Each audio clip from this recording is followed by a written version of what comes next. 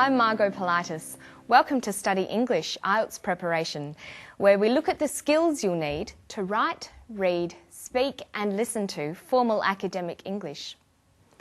In today's episode, we're talking about pronouns. We'll also have a quick look at homonyms and then take some time to practice using suffixes. But first, we're going to watch a clip about people who suffer from eye problems. The people in this community live far from the city, so it's hard for them to get medical treatment.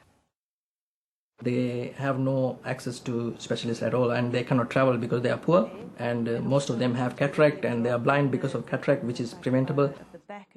The resources aren't here really to take care of them. It would mean a major upheaval if they got to the stage where they couldn't be taken care of here.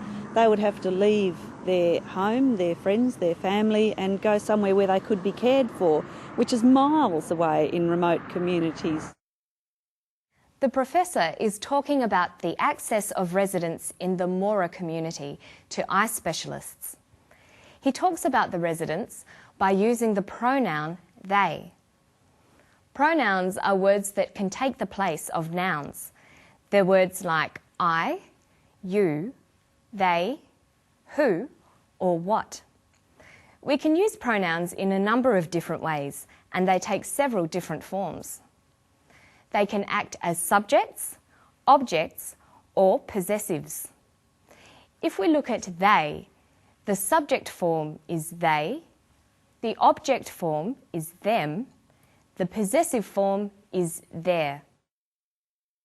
Listen to the professor talk about the residents. They have no access to specialists at all, and they cannot travel because they are poor, and most of them have cataract and they are blind because of cataract, which is preventable.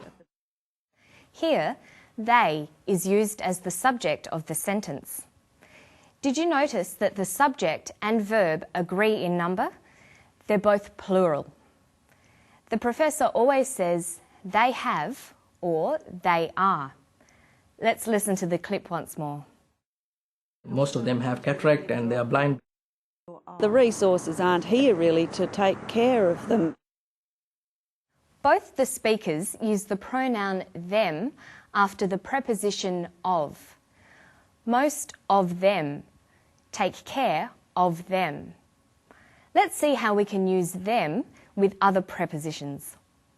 We can say of them, to them, by them, for them, in them, on them, with them, or at them. Now listen for the possessive form of they, their.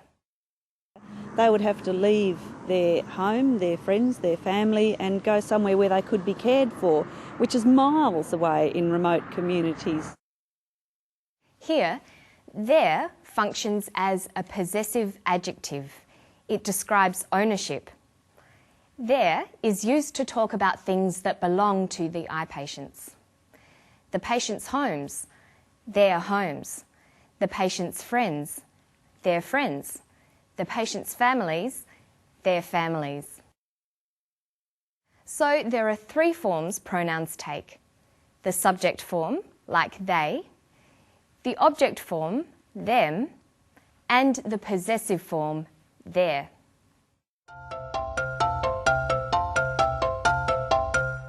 The word their is a homonym. Homonyms can be words that sound the same but have different meanings, like there, T-H-E-I-R, and there, T-H-E-R-E.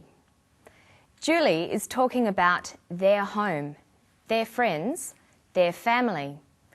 Is that T-H-E-I-R or T-H-E-R-E? We know from the context that she is talking about ownership, who the friends, home and family belong to. So we know which spelling of their she is using, T-H-E-I-R. Their friends, their home, their family. Another example of a set of homonyms is H-E-R-E and H-E-A-R. They're both pronounced the same. Here. Listen for here. The resources aren't really here to take care of them. She says the resources aren't really here. The context tells us that when Julie says here, she means in their immediate location. She is using HERE. The resources aren't really here. There are two different types of homonyms. The ones we've looked at so far are called homophones because they sound the same even though they are spelt differently. Some other examples of homophones are sight and sight, sail and sail, fair and fair, and through and through. So homophones are words that are spelt differently but sound the same.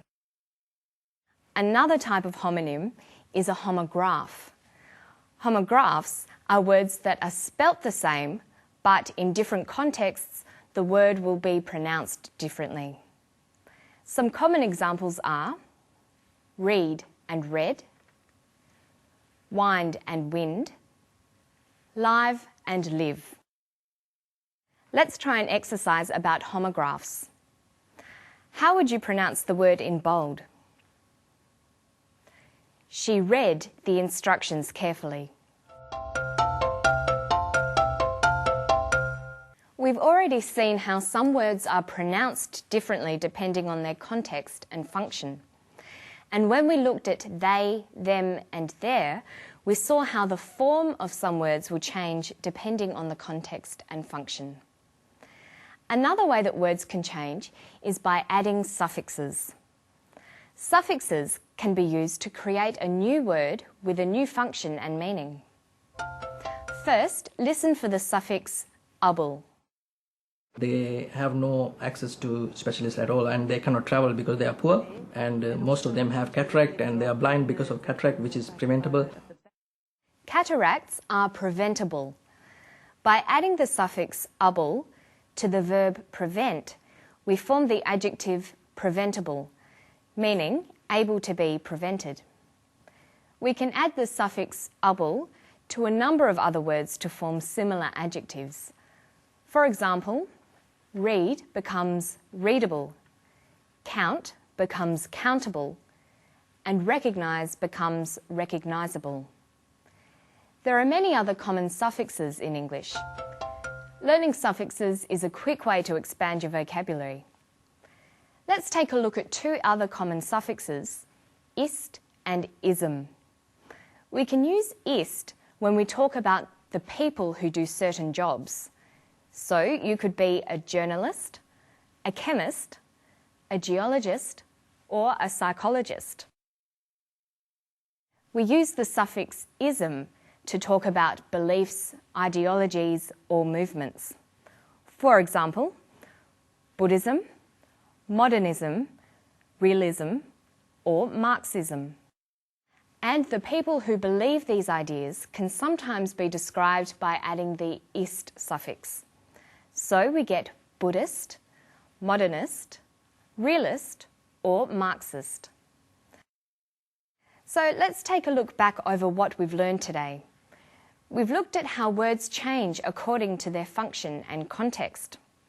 First, we've looked at pronouns and the different forms they take: subject, object, and possessive.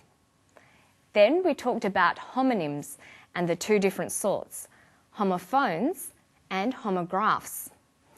And we finished today with a few different suffixes: able, ism, and ist. If you'd like to spend more time on any of these topics, have a look at the Study English website. It's at abcasiapacific.com/studyenglish. That's all for today. I'll see you next time for more Study English IELTS preparation. Bye-bye.